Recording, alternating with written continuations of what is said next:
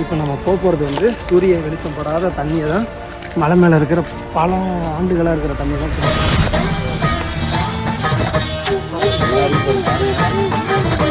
அந்த மலை உச்சியில வற்றாத கிணறு இருக்கு. ஆனா அதுக்கு மேல போகணும்னா இதெல்லாம் செய்யக்கூடாது. ஒரு 5-6 தலைமுறையா வத்தாத ஒரு கிணறு மலை மேல இருக்குங்க. உள்ளே இறங்காதீங்கன்னு சொல்லியும் சுரங்கத்துக்குள்ள துணிகரமா இறங்கிய போது தென்பட்ட கருப்பு உருவங்கள். உச்சி மலையில லைட்டா சறுக்குனா மரணம்தான். சங்கிலி பிடித்து ஏறிய குழு மேலே பார்த்த அதிசயங்கள்.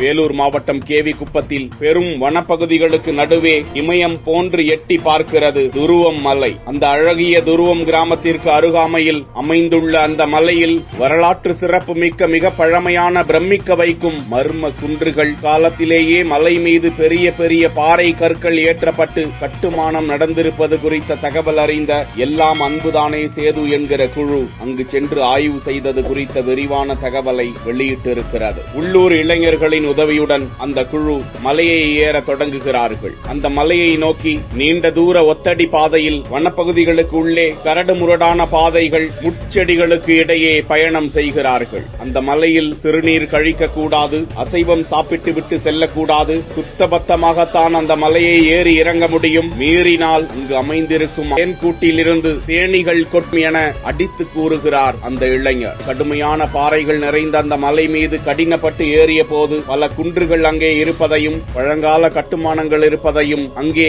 படுக்கை நிலையில் ரங்கநாதர் ஒரு பாறையில் செதுக்கப்பட்டிருப்பதையும் கண்டுபிடிக்கின்றனர். அங்கு ஒரு பெருமாள் கோவில் அமைந்திருக்கலாமா என்ற சந்தேகத்தை அந்த சிலை தருகிறது. தொடர்ந்து மலை மீது ஏற ஏற பிரம்மாண்ட தூண்கள் சாய்ந்து சரிந்து கிடப்பதை காண முடிகிறது. ஒரு இடத்தில் 100க்கும் மேற்பட்ட தேன்கூடுகள் அவர்களை அச்சுறுத்துகின்றன. தொடர்ந்து அந்த பாதையில் கடினப்பட்டு செல்லும் அந்த குழு அந்த மலையின் உச்சிக்கு செல்வதை பார்த்தாலே அச்சமாக இருக்கிறது. மிகச் சிரமப்பட்டு அந்த குழு மேலே சென்று அந்த வற்றாத கிணறை அடைகிறார்கள். வெயில் படாமல் குளிர்ந்த நிலையில் சுவையான நீரை பருகி சற்று களைப்பாறுகிறார்கள். முன்னதாக அந்த ரகசிய குகை பாதையை அடைந்த அவர்கள் உள்ளே இறங்கினால் ஆபத்து நேரிடலாம் என இளைஞர்கள் எச்சரித்த போதும் அப்படி உள்ளே என்னதான் இருக்கிறது என அந்த குழுவை சேர்ந்த இளைஞர் உள்ளே இறங்க பழங்கால செங்கற்களால் உள்ளே சிலர் ஒளிந்து கொள்ளவோ நீர் நிரப்பவோ உருவாக்கப்பட்ட குன்று போன்று அது சிறிய பகுதிகளுக்குள் முடிவடைந்து விடுகிறது.